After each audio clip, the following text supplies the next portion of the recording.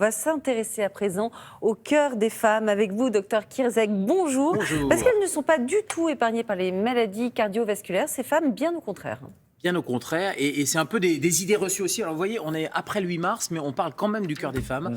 Donc comme quoi la journée de la femme, c'est aussi toute l'année en santé. Et on s'y intéresse de plus en plus parce que les maladies cardiovasculaires, on a l'impression d'avoir une espèce d'image d'Épinal en disant c'est un homme de plus de 50 ans, un peu bedonnant, et c'est ce candidat idéal pour faire des maladies cardiovasculaires, alors que les maladies cardiovasculaires, elles sont aussi chez les femmes, et 74% ne les identifient pas comme telles. C'est-à-dire c'était la Fédération française de cardiologie qui avait fait un sondage. Quand on demande est-ce que c'est un problème chez les femmes, finalement, 3 sur 4 disent non, c'est plutôt chez les hommes. 55% pensent que seuls les plus de 50 ans aussi sont touchés, alors qu'on sait très bien que ça touche avant 50 ans. Et puis surtout, c'est devenu la première cause de mortalité. Et ça aussi, c'est pas identifié. On pense, il y a une espèce d'association maladie des femmes égale cancer du sein, alors que les maladies cardiovasculaires, c'est devenu cette première cause. Et ça s'explique par plein de raisons.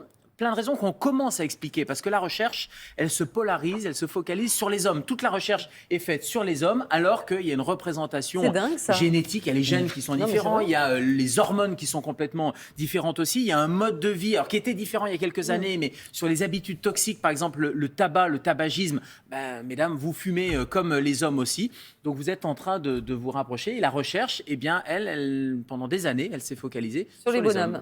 Bon, mais est-ce que ces maladies cardiovasculaires, elles se manifestent de la même manière chez un homme et chez une femme ? Là aussi, il y a des différences, et il y a des différences qui peuvent avoir des conséquences parce que les symptômes sont beaucoup moins marqués chez les femmes que chez les hommes. Donc non seulement, mesdames, vous n'identifiez pas le risque cardiovasculaire, mais en plus, quand vous avez des symptômes, par exemple un essoufflement, une anxiété, des douleurs abdominales, une fatigue inhabituelle, alors attention, quand vous avez ces symptômes, ça peut être plein d'autres choses que des maladies cardiovasculaires, mais ça peut être aussi une maladie cardiovasculaire. Et l'infarctus, qui est plutôt chez l'homme comme une douleur thoracique avec l'irradiation dans le bras, vous savez, un tableau assez typique, comme on dit en médecine. Chez les femmes, c'est plutôt un tableau clinique des symptômes qui sont atypiques, et donc il faut y penser. Ça peut être plein d'autres choses, c'est pour ça que ça peut être plein d'autres choses, bien sûr, il y a plein d'autres raisons, mais ça vaut le coup de ne pas négliger ces symptômes-là, et c'est pas normal d'être essoufflé. Si vous montez les escaliers, par exemple, c'est anormal, donc il faut consulter votre médecin. Et puis, il y a aussi un retard de prise en charge parce que, et là, il y a des études qui sont assez inquiétantes. Quand les femmes se présentent aux urgences, par exemple,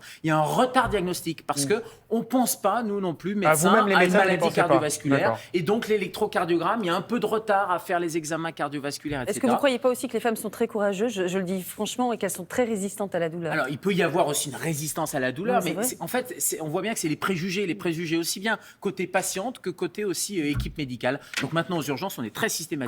Homme ou femme, on fait les mêmes examens. Et donc, évidemment. conclusion, homme ou femme, on prend soin de son cœur. On prend soin de son cœur. Alors, il y a plein de règles d'or, l'activité physique, gérer le stress, on n'y pense pas aussi, mais le stress est un gros pourvoyeur de maladies cardiovasculaires, contrôler le cholestérol. Et il y a des périodes clés dans la vie d'une femme, la prise de la contraception, l'arrivée des règles, la ménopause, parce que tous ces phénomènes hormonaux vont un peu bouleverser justement la santé cardiovasculaire aussi. Eh bien, merci beaucoup, docteur Kirszek.